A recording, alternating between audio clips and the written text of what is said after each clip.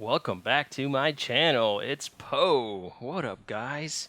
Let's just start it off with saying Ghost of Tsushima is one of the best games ever. I actually had a friend look it up because I told him, hey, you should buy it, we should play together. And he said, that's not even one of the top games. I cannot believe this. So they released the game earlier this year, and then they came out with multiplayer out of nowhere for free, and it's a complete multiplayer game. I mean, this game could be a standalone. The multiplayer, the Ghost of Tsushima Legends, could be a standalone.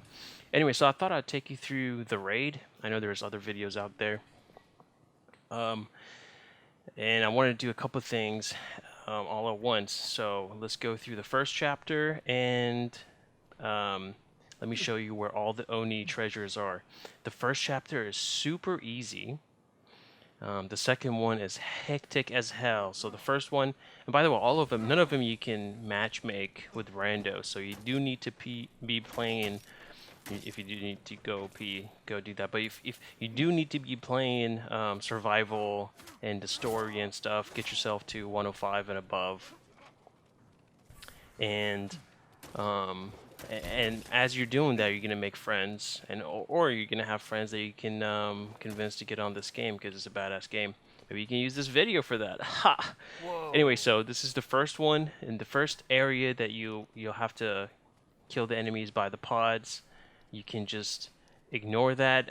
You saw how he just jumped down and used the grapple and came to the Oni treasure. And after that, you go back to the main area, get a couple of kills by the pods. It will open up, some of them will have shards in them. You carry the shard to the top of the hill. I think you can have, yeah, I think 3 of them. You place 3 of them, and there you go. Just picking up the shard right there. And you want to do it with your friends. You don't want to all just do your own pod, I would say. Just try to incorporate as much teamwork as possible, and you can get through this one fast, super fast. We do run more Ronins for chapter 2 because that one gets tough, but for chapter 1 I would say you can play it however you want. As long as you have one Ronin, you should be fine. Second area, man, I gotta say, I love all the platforming. You're gonna love all the platforming in episode 1 or in chapter 1 of this, Tales of Io, but you will not like it in the second one, especially if you're not, you don't have a good communication going on with your team. Alright, before you go through the platforming sequence here and have to deal with the eyeballs, you just go to the right and bam, second Oni treasure. By the way, if you actually go to detective mode, I hope that clap wasn't too loud, and yeah, if you go to detective mode, you can see where the Oni treasures are. The only challenge is figuring out when to go for it, like whether you're close or not, basically. If you're in the right area, because you can spot them from far away.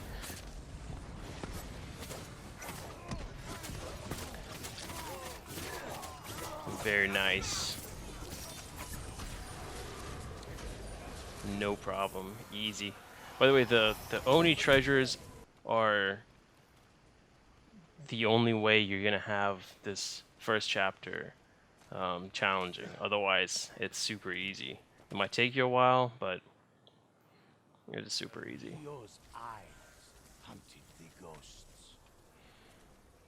You were just trying to do this as fast as possible. Here, if I had just jumped through the ball to the right, I would have been fine, but I jumped down and came back up. And one thing we learned is that you can hit each other with the sword, or you can use your ranged weapons. Because even if you're within the vicinity of an enemy and they hit you, bam, you're out of that little trap. Excuse me. Right, so you get to the village. This one's super easy. You clear the village, then all 4 of you can go to the top and stand on that area. If one of you gets up there, they can pull up. They can stand on that little thing, and they'll make that platform for you, so you don't have to go through the whole village. activate this little dialogue, and then they're gonna spawn disciples. Those dudes that have things like they have like an aura, and they heal all the enemies. And it's really easy to spot them. They have something like that go into the sky, so you know exactly where they are.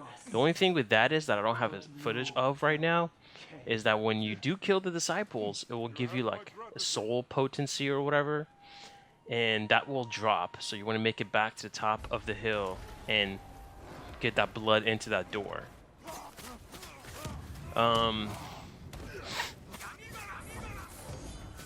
You're gonna have to deal with the blood door or whatever, the sacrifice thing, a lot more in chapter 2, and we're gonna go over that on the next episode. So really just enjoy this first episode.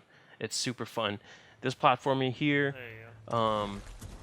obviously this is footage from before we started using the rage weapons to help each other. He could have, so one of you has to sacrifice and get hit by the ball, by the eyeball, but the other teammate can just easily hit you with a ranged weapon, and bam, you're out of it. So it works. Yeah, you can walk I'm gonna walk to this side anyway, just so the other two teammates can yeah, bring up these platforms. I actually jumped and I got saved by that stun grenade. You saw that? Yeah, so don't worry, the eyeballs are just like scary the first time. Honestly, after that, you know how to deal with them. You can roll through them. You can jump through them. As long as you're not spending too much time in it, maybe about 2 seconds, you're not going to get hit. Even if you do get hit, your teammates can just hit you with a ranged weapon, or an enemy can hit you. Move out of the way. We've become one. Oh my gosh. It's so much fun. This game is so much fun. Yeah, all this stuff is easy. A lot of fun platforming, jumping around, figuring it out, admiring the map. We'll go to the next Oni here in a second. I'm trying to remember. I actually did chapter 2 and 3 last night. All right, so you get the Oni. I think there's a shard here somewhere, and you go, and that's where my buddy just placed it. You place it, and then the platforming sequence going down will activate, and then you just go. It takes you straight to the Oni Treasures. So this one's pretty straightforward. Bam! I think this is the 4th one, and I believe there's one more after this, if not the last one here. I lost count, honestly.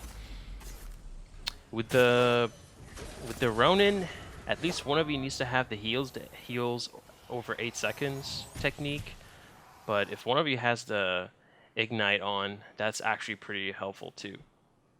Because in the second chapter, if you're going 3 or 4 Ronins, you're not going to have a whole lot of damage. Right, so the last area of the raid is super easy. Just there's 4 statues, each have a certain curse, certain debuff, and you just pick it up and kill the enemies however you're able, because it will take away either like your melee or range or abilities. All right, before you go to the Torii Gate, here to the left, after you come up the hill, some more jumping around till you find the little sliver that you can slide through up the hill there, up the pathway, and there you go, last Oni. One thing I should say is that you're gonna get a lot more good loot if you play the flute. That rhymed. Wow, those chain attacks are crazy. I think I'm gonna get hit another time here.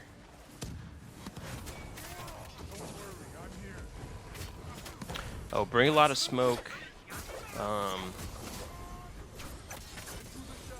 Anything that can buy you time, especially in the chapter 2, where they're gonna go and try to sacrifice and slow down your progress or take away your progress. And Io's gonna be hunting you down, so you want to do everything super fast. So it does help. Yeah, you can watch the videos and whatnot, but it does help playing it, figuring it out, and beating it, and then coming back and trying to get all the treasures or beat it faster and all that stuff.